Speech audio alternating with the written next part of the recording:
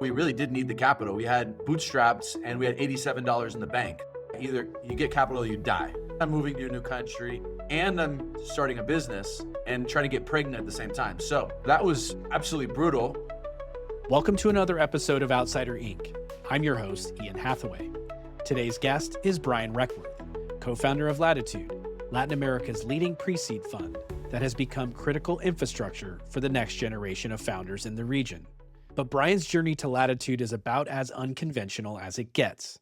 He grew up in a small town in Northern California's wine country, dropped out of college, went back, and graduated with a degree in Spanish.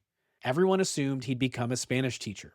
Instead, at 23, he drove to Costa Rica, sold his car, and bought a one-way ticket to Bogotá to see a woman he'd met in college. The 3-month plan became 6 years. He married her, and he ended up teaching English door to door. He met his first business partner in line at the immigration office, both of them paying fines for overstaying their visas. Everything after that got built from the outside.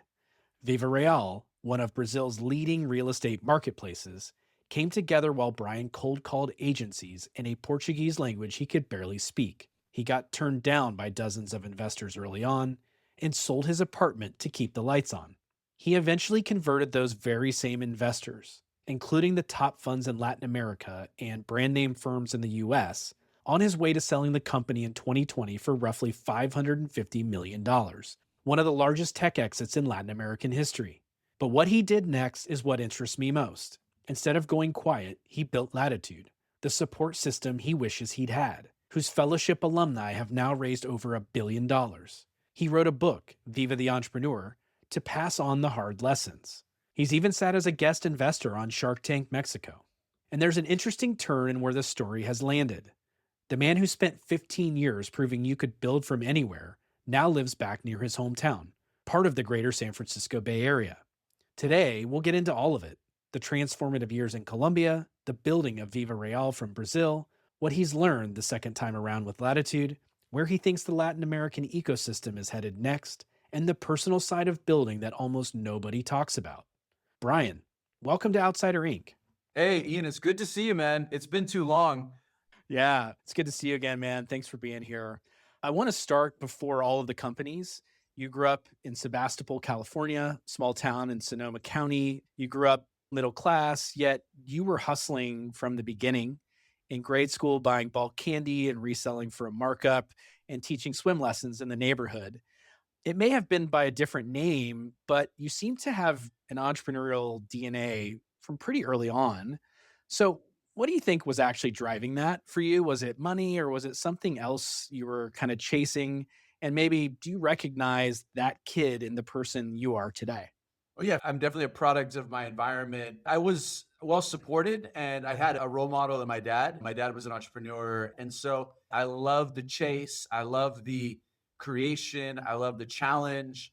I love making things, like building. Maybe just being around an entrepreneurial household planted the seed, but it's something that I've always really gravitated towards. A lot of what you described, it stems from a very scrappy nature. And I've kind of carried that forward. And I probably look for founders that have a little bit of the scrappiness inside them too. There's no shortage of those in Latin America. We call it in Portuguese garra, which is kind of claw is the translation. You got to hustle to make things happen. So yeah, I don't know where it comes from, but it's definitely an intrinsic part of me and something I value in other people as well. We're going to dig into it throughout the show, but you definitely have plenty of gaha. You went on to San Diego State, dropped out your second year. You eventually went back to school and chose to study Spanish. Everyone thought you were going to be a Spanish teacher. Then you graduated, worked 6 months in your father's paving business to save money, and drove to Central America with a friend. The plan was Patagonia. You made it to Costa Rica, sold the car, bought a one-way ticket to Bogotá to see Andrea, a woman you met in college. You had a few $1,000s and a 3-month plan. You stayed 6.5 years. When you look back at that 23-year-old getting off the plane in Bogotá, no job, no network, no real plan, what do you think he understood about himself that made him willing to do that? I think a couple things. First, like an appetite for adventure. Absolutely. Just always interested in figuring out how do I expose myself to something unique. And then I also had this realization as a kid that when you put yourself in different circumstances that are way different than your typical life, it's a forcing function to learn and accelerate your perspective on seeing the world differently. And so I knew that I could drop myself into a different environment and it would force me to evolve as a person. And so there was a keen awareness about that as a young adult. And then obviously there's a strong attraction to a woman, which is a very powerful force. And so that was also a variable and an element to kind of want me to extend my stay from 3 months to 6 years and eventually another 6.5 in Brazil. You mentioned appetite for adventure, evolving as a person. These are critical elements of being an entrepreneur. Sure, you're looking for those things in the founders you back today.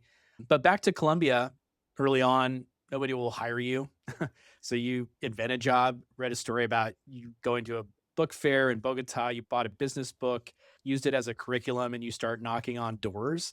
It wasn't easy, but that little language school paid the bills for a little while.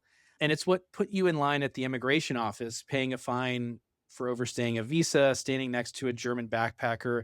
You ask him to teach German in your school. He turns out to have a technical background. You have sales, the scrappiness, the hustler mentality. You have coffee the next day, and that becomes a company, which takes a few turns before landing on something that works. Bilingual websites for American real estate agents serving Spanish-speaking market, sold over VoIP from Colombia. None of that looks like a plan. It looks like a guy scrambling to make rent over and over until something finally sticks. So take me back to that time. What were you trying to accomplish then? And was there a moment when you realized that maybe you were actually building something real? You're taking me way back, man, and I love it. It's obviously a pivotal moment. Look, it's pretty simple. You move to a new place, you don't have any money, you're eating cheap, shitty food, and you want to be in a better position. And so, frankly, the motivation was, how do I live better? I didn't have this like grand vision of, oh, I'm going to build a tech company or a startup, or literally the first necessity point was pay rent. The second necessity point was be able to have money to have fun, because if you don't have any money, you can't get on a plane and go explore the country. And I think that what happens is you have a little degree of success, you get a taste of something working. Well, now maybe I should increase my ambition a little bit. I was able to teach some English classes, and then I can hire a teacher and I can make a little bit of money. And so I think all of these things in the beginning, they're really just a baseline for the next thing. And then I think that you start realizing what the world of possibilities are out there when you achieve a certain degree of success. And success is defined differently probably in the beginning, because in the beginning, there was this thing called the menu ejecutivo, which is like you'd go to these little restaurants and they'd serve like the cheap, like rice, beans, meat, salad. And it was like cool at the beginning. I was like, actually, I really like this. It's good food. But then I was like, I'm so sick of eating it. But it was the $3 meal. I think the motivation was figured out so I could have freedom. It's funny you mentioned that meal. I spent 4 months in 2006 in Colombia as well to learn Spanish. I was a poor grad student with no money, and that was literally my lifeline. I was in Cartagena, and so it was mangoes on the beach and then the executive meal at night once a day. So I definitely know what that's like. But I think as I was reading your background, it reminded me of something when someone asked me recently, how did you end up in tech and venture? It was always following the best opportunity in front of me. And it seems like there is this through line for you. You had this entrepreneurial DNA early. Even when you dropped out of college, you were working for a company that was dealing with real estate websites. And Spanish is what brings you to Colombia, where you see this opportunity. So I know there's this kind of prototypical image of this Stanford trained entrepreneur, computer science, tech, but there's also this other side of just really smart people who are experiencing a problem and then start building a solution around that. And that's kind of what I see with your story as well. I had lunch the other day with a mentor of mine named Greg Waldorf. And I remember he was an early investor in VivaReal, wrote the first check, kind of like made me legit, connected me to a big network of people like Mickey Malka and other folks. And I remember very specifically a phone call I had with him where I'm in my shitty office in Sao Paulo. It's like very early, it's hard, I'm grinding, and I'm feeling insecure about my academic trajectory. I didn't go to a top school, and everyone I'm meeting is like from Stanford, Harvard, all these very polished people. And I remember confessing that to him. And he's like, Brian, 10 times out of 10, I'd rather back some with your hustle and drive and motivation over any elite grad from a top university.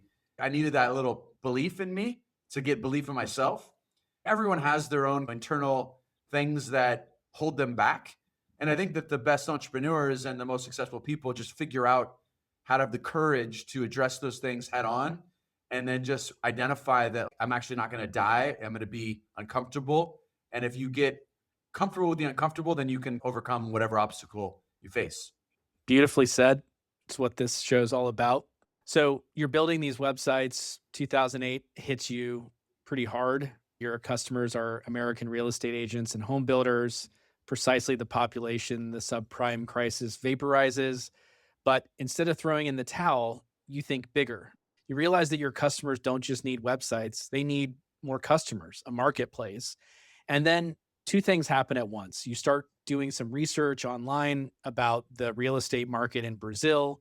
You're blown away by how much online search volume there is, how poorly that's being serviced by existing sites, and the size of the market, right? There are more real estate agencies in the state of Rio alone than in all of Colombia. And it made Brazil a compelling opportunity for you.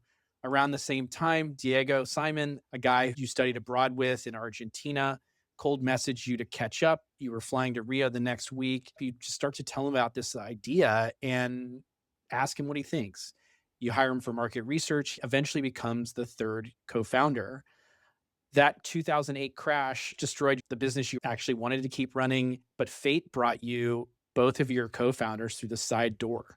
So looking back on all of that, how much do you think of VivaReal exists because you were curious, smart, and hardworking? And how much of it was just simply good fortune and dumb luck? It's absolutely both. I do know that a lot of it you got to manufacture, and the way you engineer serendipity is you have forward progress, you test things, you got to make things happen. You got to get on the plane sometimes. When the door opens, you got to walk through. Sometimes things go your way, and sometimes you're in the right place, the right time, and you don't have control over that all the time. But I do think that it's definitely a combination, and fate is going to take its course. Certain things are naturally going to unfold, but standing still won't get you there. So you have to make your bet. I don't know how much of it is luck, but I do know that none of it happens if there's not forward movement and progress and willingness to hop on the plane or make the phone call or show up to the event, the cocktail party that you're invited to, that you're like, I don't really want to go. You have to have movement. Well, you're certainly a good evaluator of talent. What made you want to jump in headfirst with these two and start the company? That's one thing that I feel like is a skill. I've always been very good at identifying people that fill gaps that I have. And I'm down to put effort in things. I'm actually a hard worker, grinder. But at the same time, if I can figure out a way to do it more efficiently, assembling a team, people that will make you more competitive as a unit. And Thomas, I remember early on my first conversation with him, we met in my little tiny apartment in Bogotá. And in our first meeting, he brought all of this like structure to the meeting. He's like this German guy, classic kind of stereotype. He had this framework of idea analysis and a list of questions that we went through. And I was like, oh, this is what I need, because I could be all over the place. I got a lot of ideas. My brain is working really fast. It was like a great symbiotic relationship because I had a lot of the creativity. He had a lot of the structure. And then together we made it work. For Diego was an entry point into a market that I knew nothing about. To pick up as an American living in Colombia and go to Brazil and start a business, like there's a lot of question marks in terms of how to do that. And so there was boots on the ground, understanding of what it's like in Brazil. And I'm like a big believer in partnerships. What are your skill sets? How do you complement each other? And I think I'm very good at finding people that have the right motivations and have the right skill sets. I don't know if I systematically was aware of it and it was more instinctual than anything, but retrospective rationalization tells me that I've done a good job of that.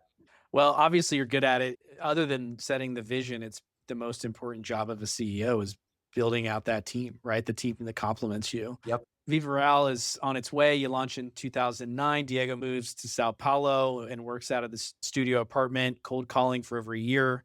Your Portuguese is not very good. So he's writing scripts for you and you're reading them phonetically from Colombia. 7 months in trying to solve the cold start problem. And then finally you get this first customer, things start working and you guys start believing that this is going to work. At the same time, almost no one will fund it. You're getting turned down by a few dozen investors. You go the friends and family route, scrape together what you can, sell your apartment in Colombia, put all the money into the company. And by 2011, you moved to Brazil with Andrea. So you have this belief this thing is starting to work on the one hand. And on the other hand, the capital that would be really helpful for getting it going and getting it scaling, you're having a hard time getting people to believe in that vision and that reality that you see. So, how do you hold those two things simultaneously in a way that allows you to keep pushing forward? It comes down to like an insane belief and conviction and just obsession that things will work. There's definitely a moment of doubt. We really did need the capital. We had 25 employees on the payroll at one point, bootstrapped, and we had $87 in the bank. So there became a moment where it was like, yeah, either you get capital or you die. It got to that point. I'll add another layer of complexity. We're trying to have a family, and I'm moving to a new country, and I'm starting a business and trying to get pregnant at the same time. Nico came a couple of years after that. He was born in 2013. So that was absolutely brutal. In terms of how those things kind of live together, man, it's just so hard. And I think that it gives me such empathy and understanding for entrepreneurs. And I think I have credibility with entrepreneurs because almost every founder I've ever met can relate to just the struggle and the hardship of getting things going in the early days. As an entrepreneur, there's a couple things that happen. There'll be a couple aha moments. All of a sudden, there's like glimmer of hope. It's almost like my golf game. My golf game is pretty atrocious, but every so often I'll just put it 3 feet from the cup and I'm just like, actually, I can figure this game out. And then it keeps me coming back.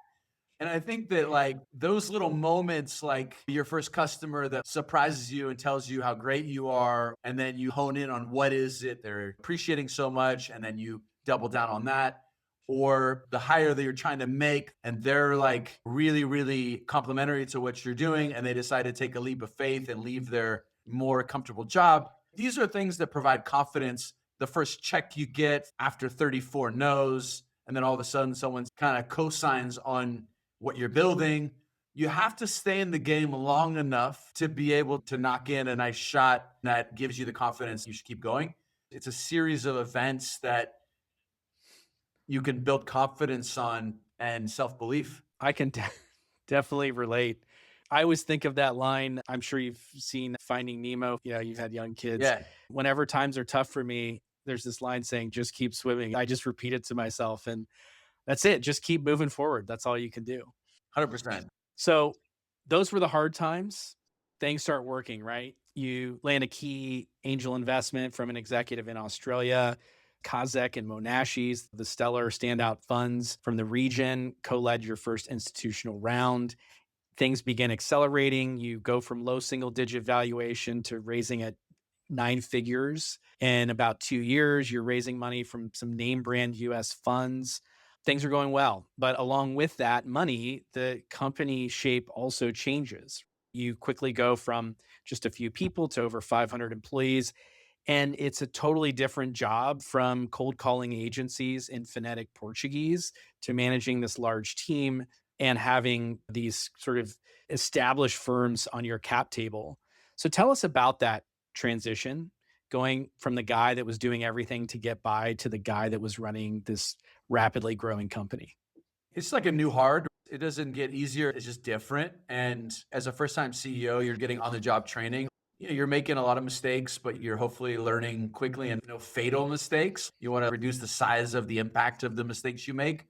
But I've had a lot of good mentors. I think I surrounded myself by smart people that were great executives, great operators. You have to build a team and you have to run exec meetings. You have to hold people accountable and you have to have investors and you have to communicate to investors and you have to run a board meeting. I remember my first board meeting before I had a head of finance. I was the head of finance, right? And I remember I had the former CFO of Mercado Libre that took Mercado Libre public on my board. And I stayed up all night the night before trying to produce some financial model that I could communicate in my board meeting with confidence. and I didn't know how to work Excel hardly. And I remember showing up just like super embarrassed because I had this perfectly 10% month over month graph. I like apologized to the board because I'm like, this sucks. I know how bad this. And I remember Nico Sakazi was like, listen, we didn't invest in you because you're some financial wizard. We invested because you have all these other skills. He explained to me the difference between a finance director that's FP&A versus an accounting person, because I just didn't even know what the difference was. So I think the key thing that I look for in founders is like the velocity of learning. How quickly do you learn? And then also, secondly, where do you spike? Finding founders that spike somehow, that are just insanely good at something that will move the needle for their business. And then assembling a team around them with people that can fill in the gap of just the fundamental things that make the company work. So I leaned into my strengths, which were selling, recruiting, marketing, building the team, setting the vision, as you said before. I just leaned into those things. And then everything else, I just found people that could do it better than me. And I think that's what good founders do. Hopefully I learned quick enough to figure some things out. It's the second example of investors saying things in your ear at critical moments, mentors really, that gave you the confidence to push forward in light of this uncertainty, right? Flash forward a little bit, 2016 arrives, two things collide, the business is working, but you begin asking yourself a tough question. Do I want to be super rich and 100% all into this company, or do I want to have a happy family life? What happens next is unusual. You tap Lucas Vargas, then VP of Sales, to meet with you every Sunday, essentially shaping him into becoming CEO. Then you tell him your plan, you tell your board, you get some mixed reactions, and then you rip the Band-Aid off at the Rio Olympics. Everyone's reporting to Lucas now, and you move over to executive chairman. Big change. Walk us through that decision and course of events as you're preparing to hand off this thing that made you. I have to think there was a lot of mixed emotions, some ego, some identity tangled up in that, maybe some relief. It couldn't have been an easy decision to make either way, but what was that like for you and why did you do it? It was a super hard decision. There's a lot of internal tug of war going on, the whole kind of identity piece. You're the CEO of this successful company, respected in your little tiny universe, which is a speck of sand in the cosmos. But it feels good. And I had a good stock plan too. So I had incentive to stay longer. And super candidly, I mean, look, my wife and I moved to Brazil. She's Colombian. We had kids and we wanted to raise our kids in the US around grandparents and other things. And she gave me an ultimatum, really. We said we would be there for 5 years. We got on year 6. And then she was like, hey, it's funny because in the moment, it's so easy for you to be like, the only thing that matters is my company. And I had built a really good team. Lucas was highly capable. In fact, Lucas has now made a career of going into companies that are like Series A. He's the CEO of Nomad, which I'm an investor in. Totally killing it. He was able to take over. But really, it was taking a step back and realizing kind of what's important in my life. And then obviously my relationship with my wife. I didn't want to push her good faith in me too far. That would be contentious in our relationship. It was really hard. I remember being back and feeling like I didn't want to relinquish the company and the decisions. But it became super clear after a year or two that it was the best decision for me personally, for my happiness, and the company was in good shape. And it actually worked out really well because I was able to negotiate the sale later on. So Lucas became this internal CEO and I became this external CEO, if you will. Executive chairman was my title. So it actually was very complimentary. And frankly, Lucas, at some point, even a year or two before that, he had taken on a little bit more of a president / internal CEO role. It became a natural progression. I think I knew that eventually I wanted to move back. So those are like the variables. Didn't make it an easy decision. I'm very loyal to the people that back me. So I felt guilty, but I remember the whole kind of put your oxygen mask on yourself before worrying about other people. And that was something I did.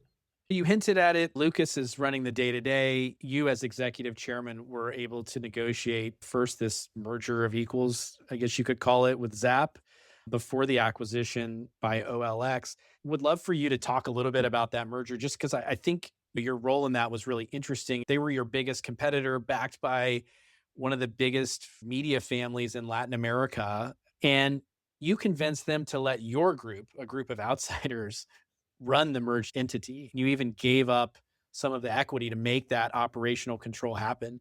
Tell us a little bit about that, how that went down, why you chose that path of control versus more equity, and then what was it like to be on the front lines of integrating these two major companies? It's funny because I approached them years ago before the actual merger because Mickey Malka runs Ribbit Capital. He was like, hey, why don't you try to buy a Zap? And I'm like, Mickey, that's just absolutely nuts. They're 10 times bigger than us. And I remember reaching out to the CEO, and of course, I got no response. And later on, I would hear that they talked about it one time, and it was like, oh, that's so cute. Brian wants to buy our company, like David and Goliath, right? Fast forward a couple of years, we actually were making a dent. And I remember the first phone call I had with the CEO where it was like real serious discussions. I was in my house in California at this point, and we're on the call, and I've got my spreadsheet open, and we're going through the top KPIs of our business quarterly. Okay, Q1, revenue, traffic, leads, the main metrics that we're both monitoring. And I would give my numbers, he would give his numbers. And it was interesting because they had a huge gap. In fact, internally, I had this mantra that was close the Zap gap because they were bigger than us. But you could extrapolate out and you could see a scenario where we were going to pass them based on our growth rate. We were growing at a much faster clip. And I think they were super surprised. It was quite a revealing moment. And then we got into negotiation. It was like a very long and difficult negotiation. And for me, I really cared about the team and I really believed in our team. The CEO is non-negotiable to me, making sure Lucas was the CEO of the combined entity. But we were too diplomatic where we're like, your head of sales, our head of engineering. At the end of the day, it should have just been all our team because it's like putting together two competing soccer teams like Palmeiras and Sao Paulo. These teams kind of hate each other and like the cultures are different. It just didn't mix. And so anyways, we learned a lot from that process. And if I were to do it again, it would have been better for us to absorb the team and just had one team because it was a lot of operational overload and it was too heavy and like we had to fire a lot of people and there was politics. It's just absolutely brutal and painful. Definitely some very meaningful lessons. So you stayed on as the executive chairman of the merged entity Grupo Zap for a couple of years. And then comes, I guess we could call this some good news, bad news. You're acquired by OLX. Agreement was signed March 4th, 2020. If it was a week later, maybe would have been disrupted by the pandemic. So sounds good, right? But a couple of difficult things happened. First, the deal was denominated in Brazilian reals, which was decoupling from the dollar pretty quickly. The original deal was around $735 million at signing, but by the time it closed, it had fallen to $550 million. On top of that, VivaReal was a Delaware C Corp because that's what US investors had advised early on, but no one thought about what the tax implications would be on an exit. You end up paying over $100 million in US capital gains taxes for a company with essentially no US presence, right? Really no US customers. Thanks for bringing it up. So I brought up two really painful things for you. I feel almost bad, but I had to ask you about these. Maybe this is almost a silly question, what it's like to watch nearly $180 million of value evaporate. But the second thing about the tax, you've been really open in talking about it, even saying the numbers. That's something that a lot of founders would not be so open about with people. Makes it real, makes it tangible. It is a good news story, but there were some pain points involved. Talk to me a little bit about the experience of both of those things, why you've been open about it, and then maybe how being open about it has surprised you, maybe how it's helped other founders, and maybe how it's even helped you. I think that it's just part of my nature to be open and authentic with what's going on. I respect realness and people that are open about the challenges. And frankly, growth happens when you go through struggle. If anything, it's like these are stripes that I've earned. And it's also easier to talk about struggle when there's a big number attached to it also, right? So I get to kind of be like, yeah, I got crushed in this process, but there's some silver lining, right? Things went well. Yeah. But look, I appreciate when people share different things that I can learn from. So I got on the mic and I talk through some of my stuff. I value that as someone who's learning from other people. The big lesson I learned from that is there's an expression, lo barato sale caro, which is being cheap is expensive at the end. If you can do the research yourself and then hire one person to audit what your understanding and hypothesis just to save you some money, like probably should spend the energy and the time and the money to make sure that you do things right. But yeah, it's nice to learn from other people. And so if I can share my experience and let people know, I think founders value that authenticity. I appreciate you sharing that. Shifting gears to a chapter I know you're excited to talk about, and so am I. The Latitude beginnings really spawn out of this. You start taking Zoom calls. We're all locked down during COVID restrictions, and you keep hearing the same things. The same questions are coming up. How do I raise a seed round? How do I manage stock options? How do I structure my company correctly so I don't have huge tax bills down the road? And that's really where the Latitude story begins. Instead of just writing angel checks and doing mentoring calls, you start building. I know the early vision evolved, figuring out what the business model was. Then in December 2020, you do an offsite in Rio and you start drafting a memo about what this could become. Tell me about that initial vision, that room, who was in it, what was being discussed, and how did that memo come together, that original concept before Latitude became a fund and a founder support platform? Look, the genesis of Latitude is you're grinding out, you're working hard, you sell your company, you go from having a job to being jobless and no purpose. And you've got to figure out what your purpose is and what is energizing. I got a little bit down and depressed after I sold my company because I'm like, I don't know how do I put my energy?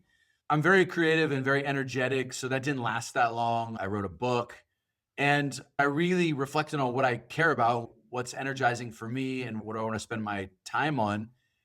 And it kept coming back to what I get energy from is helping founders and talking to founders, learning from founders, and then supporting them on their journey. And so that became very clear to me that this is something that I wanted to do. I didn't have a roadmap exactly of what that would look like and how I'm going to do that.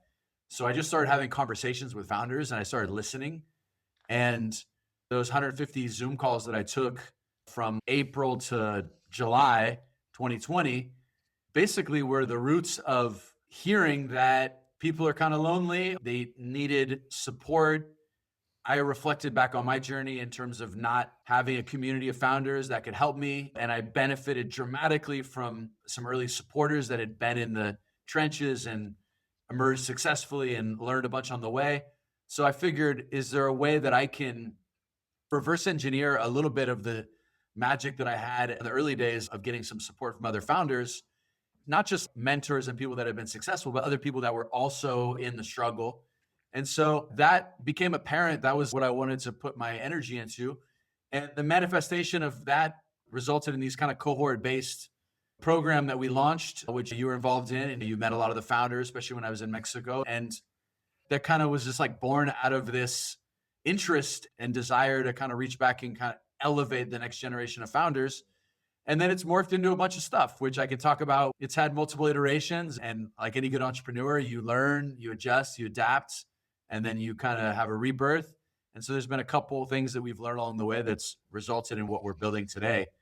But it all started from a place of what do I want to do that's going to enable me to be energized for 10, 15, 20 years? And how can I make a difference? How can I make money too? I like to keep score. I'm not going to lie. It's not a nonprofit. There's a for-profit motive. But I do think that there's an intersection of impact, capitalism, learning, all these things that I can wrap into one thing. Let's talk about that evolution. At first, it was pretty broad. There was this idea of becoming the operating system for VC-backed startups in Latin America, community education, software, a fund. So just walk us through the whole evolution of where things are today. Latitude today is the premier pre-seed fund. We have a pre-seed vehicle that we invest, first check partner, usually targeting 5% ownership. And we write usually on average about $250K first check. Then we also run the fellowship. The iteration of the fellowship now is that we used to run this equity-free program, around 100 founders per cohort. We did 13 cohorts. They collectively went on to raise $1 billion, as you mentioned earlier. And then we would pick off a handful of those founders and invest in them. We knew that we wouldn't be able to attract the best founders if we had terms in the very beginning because we didn't have a brand. So we spent 5 years building the brand in an equity-free model so that there's no adverse selection in terms of who would apply to the fellowship. And about a year and a half ago, we flipped the switch. And now out of the 1,000 plus applicants we get, we handpick the top 1%. And we do 2 cohorts a year, 8 to 10 founders, and we write them their first check. And that's inception stage investing.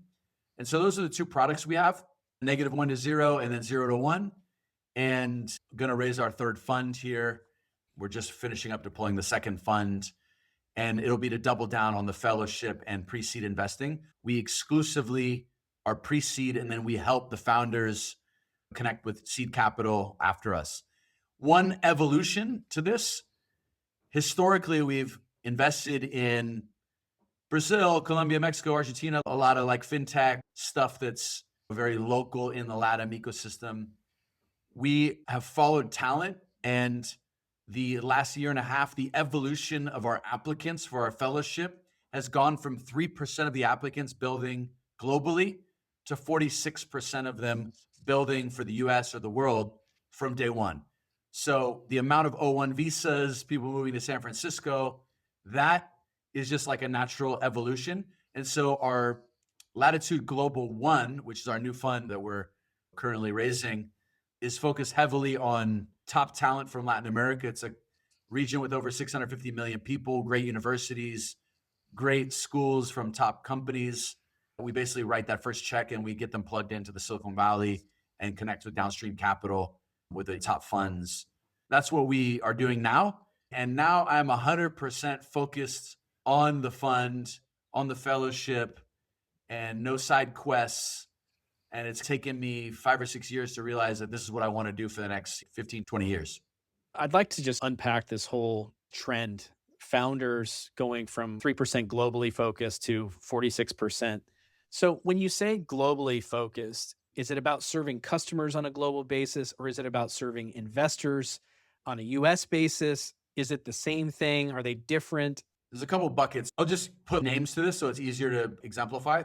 Robson from Be Confident is a founder from Brazil. He's building an AI language learning app. He ended up scaling really fast in Brazil and then started getting demand in other countries. And now they're in 40 countries. He moved to San Francisco because it's very heavy AI driven. And so that's like a global company that started with a domestic market with very fast evolution into global markets. And that's one profile. And so Robson was like robotics champions from Brazil, not hyper networks in the Silicon Valley, big ambitions, super technical, smart, young guys. So we wrote the first check and then we helped them plug into downstream capital. And they had global ambitions from day one, with their first customer being Brazil. That's one example. Another example would be someone like Thais Castelo Branco, who's the founder, CEO of Taste Labs. She was part of our fellowship 3 years ago, working on a company that didn't go as planned. And she ended up joining Exa in San Francisco, which is benchmark-backed search engine for AI agents, part of the founding team, raised a Series B, kind of hot AI company. She's working with the labs very closely. And then she ended up identifying an opportunity where the taste layer, if you will, like the LLMs are very bad at subjective domains, starting with design and other things. And so she built a data infrastructure, data labeling company, selling into the labs as well as application layer companies. And so she is already deeply connected into the Silicon Valley, and she's selling into the labs mostly and top AI companies. And so that's a different profile. Both Brazilians, both global, but different flavors of global. Maybe this is a broader question on the state of the ecosystem in Latin America.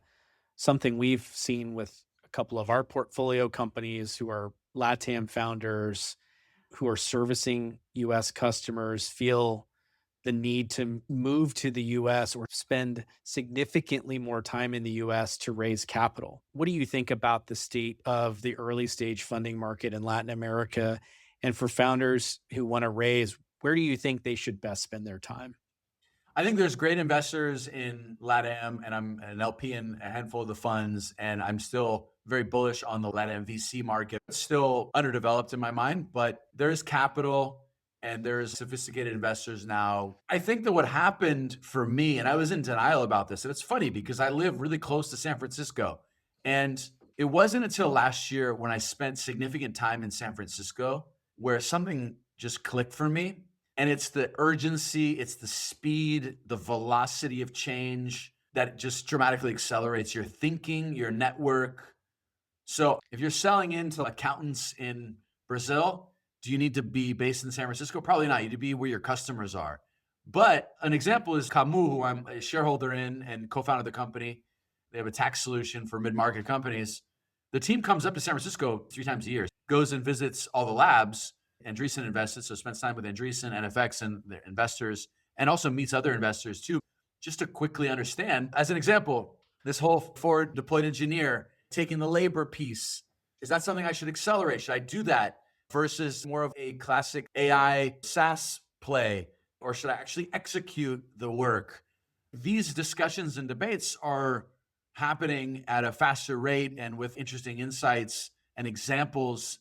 People are testing things and some things are working. The velocity of learning is faster in San Francisco. So I think that if you're a serious entrepreneur, regardless of where you're building from, if you're building from Poland or you're building from Sao Paulo, spending some time in the Bay Area is recommended. You don't have to build your research team or your engineering team in San Francisco, but you should probably bring your best engineer and they should camp out for a month at one of these residencies and accelerate your understanding of what's happening. And I think that will be beneficial and advantageous to any entrepreneur. So I'm an advocate of that. We have an in-person component to our fellowship. And now we have a house in Pack Heights. The founders come. We drop by Andreessen. We drop by YC. We drop by OpenAI, Anthropic, fill in the blanks. And it's a dramatic accelerator for the thinking of these founders. So I don't think you need to be in San Francisco to be successful. But I do think that if you're ignoring what's going on in the Bay Area, it's a blind eye to really what's happening at the frontier. One of the things I tell founders all the time is a much lazier version of what you said, which is you need to spend time in San Francisco just to understand the pace of what you're up against. You said the velocity of learning, but I also think it's the velocity of execution, just to see the pace at which the frontier is moving is valuable, even if your customers are in Brazil and you're best served being there. So really well said.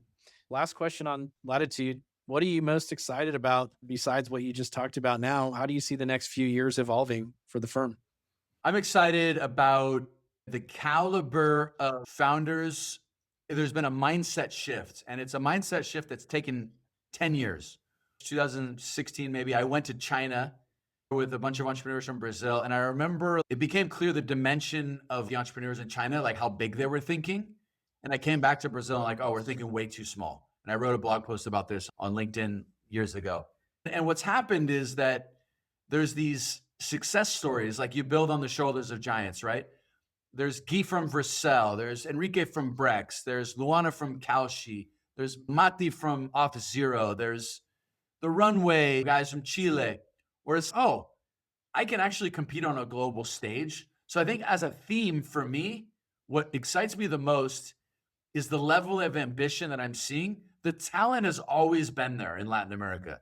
Like you've got really smart people on par with anyone, anywhere in the world. But the limitation of the mindset is a real factor. And when you unshackle your thinking about what's possible, your upside is infinite. That's what I'm most excited about.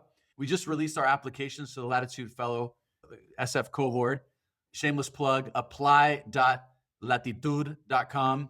And the quality and the caliber of some of these founders, it's something I haven't seen before. That's what probably excites me the most, is just the caliber, the size of the thinking, the ambition, and the fact that they're going all in on this. I want to end where we began, which was this 23-year-old leaving Sebastopol with a Spanish degree, a few $1,000s in his pocket, and really no plan or not much of one. Spends 6.5 years in Colombia, 6.5 in Brazil, finds a wife, begins raising 2 kids, builds a company in a language he doesn't initially speak, in a market nobody was really paying attention to. And you won big. And today you're back a few miles away from where you grew up, about an hour north from the place where founders from around the world are flying in to stake it all. You went a long way out and you came back. If you think about that person who you were building without those resources, without the network, without the supports, eventually those things came along with the success. And what you're building today in Latitude, your book, Viva the Entrepreneur, was really written with these people in mind, saving them from some of those headaches. If you look out, let's say a decade or two, what do you hope you will have achieved? And how do you hope that you've changed the game? If I were to project out what I hope happens and what I firmly believe will happen is that we become the starting point for the most ambitious entrepreneurs that want to change the world in some way, and that we're able to provide this catalyst and shortcut for them to be able to achieve what they want. And we get to participate in that. That gives me energy. And I think that also will be quite lucrative because the talent is amazing. If I were to take a step back, I would love for literally the GDPs of all these countries to have grown because the impact that the entrepreneurs made. We know that entrepreneurship is one of the greatest levers for economic and social mobility. And so if we can accelerate the journey of these, frankly, are outsiders to the Silicon Valley because they're from this region, and we become this on-ramp to building the most impactful companies that transform these economies, I'd say I've done my job successfully. If we make it and we become this bridge for the most ambitious entrepreneurs in the corners of Latin America where the talent resides, and we're able to put them front and center and enable them to achieve the ambitions that they have, there's an opportunity for us to literally elevate the economies of these countries. We've seen what's happened with a company like Nubank. It's a benchmark for the world. And if we can find a couple of those, the lasting impact would be significant. Very well said, and a great way to end. We're almost out of time, but before I let you go, here on Outsider Inc., we like to finish with a little segment called Beyond the Bio, some quick hit questions that let us step beyond your resume. Sound good? Yeah, let's do it. What's a quick piece of advice from a mentor that stuck with you throughout your journey? I had lunch with Greg Waldorf. He was the former CEO of eHarmony back in the day, and he was an entrepreneur in residence at Excel Partners. And he was a guy that really shaped my journey, early check and mentor as a CEO. And he told me at one point, he said, at some point in your career, you're going to hit some milestone of success and you'll get a little bit older and you'll want to surround yourself by highly ambitious, talented young people because it'll keep you young and energized and give you purpose. And I had lunch with them and I said, hey, Greg, this is exactly what I'm doing right now with Latitude. It's something that I was exposed to from him. And so big inspiration for me. So I'm grateful for that. Yeah, that's a really good one. Who is an unsung hero in your life and what has been the impact they've had on you? My dad is an entrepreneur, definitely someone that I sing his praise on podcasts like this. But really, beyond that, my mom, I learned so much from her about integrity, about serving other people. She's basically a social worker. She ran the children's program at hospice, which is very hard work and very difficult. And I think that I'm a juxtaposition of the kind of entrepreneurial piece of my dad and business acumen and customers at the center, learned all these things from him. And then at the other side of the spectrum is this whole like serve your community. And so I think that my mom gets a lot of credit for that because I remember delivering meals to AIDS patients in the 80s with her. I remember her always just helping people out and making an impact in our community. And so I think that the combination of those two have formed me. And I think my mom doesn't get enough credit for that because I get a lot of respect on the business side, but her contributions as a person are huge. Who's someone in the startup community or maybe your broader network who doesn't get enough credit and deserves a shout out from you? I get to be the face of Latitude, but the team is really what makes it happen. So Louisa, she's on our investment team, and Tommy and I just recently made her a partner in the fund, which is like a big deal because she's been there for 3 years and she's moving to San Francisco and she's the glue in a lot of ways. So I'd have to give her a shout out. You build these things for continuity. All great things require long-term effort. And when you're building an institution or a fund like this, you need to have this continuation of consistency over time because it compounds. Huge shout out to Louisa and everything that she's done in the background to make Latitude successful, and looking forward to building another 10 years. Tell us something most people don't know about you, something outside of work. It could be a hobby, a favorite travel spot, a guilty pleasure, or maybe even a hidden talent. This is like an embarrassing one because it's a sport associated with old people, but I love playing pickleball. I played tennis and then I started playing pickleball 2 years ago. And my son and I actually played tournaments together.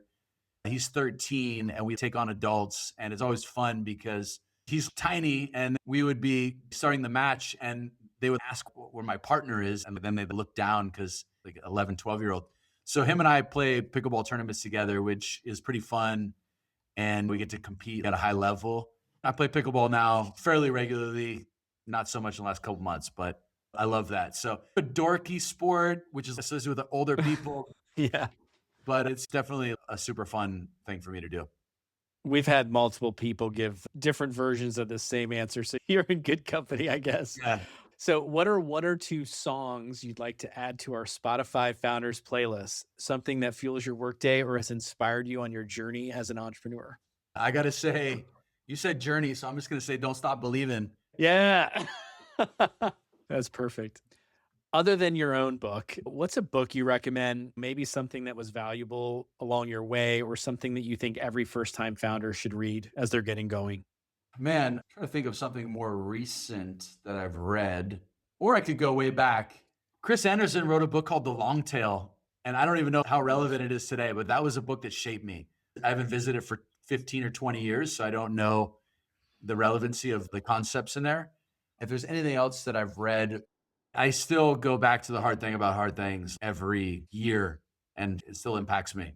I also love another one by Ben is What You Do Is Who You Are, the ultimate book on culture. So last question, if you could give one piece of advice to someone who's about to start their first company today, particularly someone who's a bit of an outsider, what would it be? I guess there's two things. One, leverage your outsider perspective as an advantage, because outsiders typically disrupt markets, right? David Velas was not from banking. Carlos from Kavak was not from the car world. You look at all the most successful entrepreneurs and they have a fresh look. One thing is take that outsider as an advantage, but you do want to become an insider eventually because you want to be in those circles and you want to access capital, talent, and networks.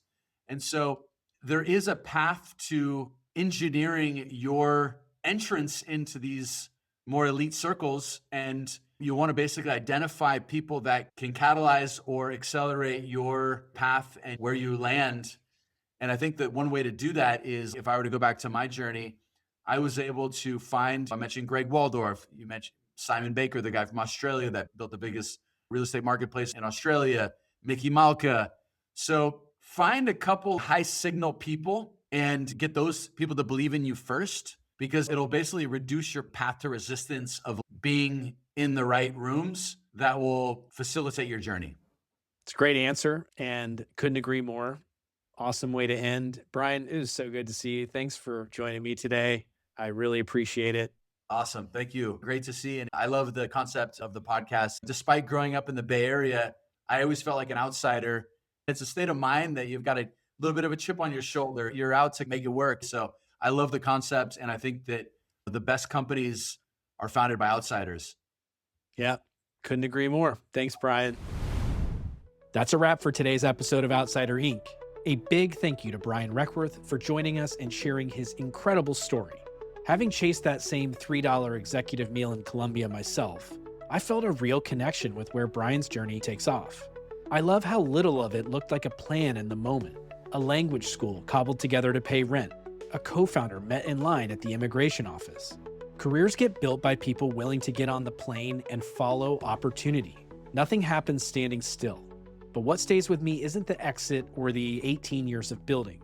It's the decision he made at the height of it to hand over the company and put his marriage and kids ahead of the title, and to be as candid about the $100 million in unexpected taxes as he is about the wins. That honesty is rare, and it's why founders trust him now that he's the one writing checks. Brian didn't just build a marketplace in a language he could barely speak. he built the support system he never had. So take his advice. Let your outsider's eye show you what everyone else missed. Then, find the few high-signal people who believe in you first, who can open the rooms you can't enter alone. If you want more from Outsider Inc., don't forget to subscribe to the platform at outsiderinc.substack.com. It's packed with highlights from today's episode and bonus insights you won't want to miss. You can follow Outsider Inc. on YouTube, Instagram, TikTok, and LinkedIn at Outsider Inc. Pod. You can also follow me on X at Ian Hathaway. Outsider Inc. is produced by Spellbinder Media. We'll be back soon with another fascinating outsider conversation. Until then, thank you so much for listening, and remember, great entrepreneurs can come from anywhere. See you next time.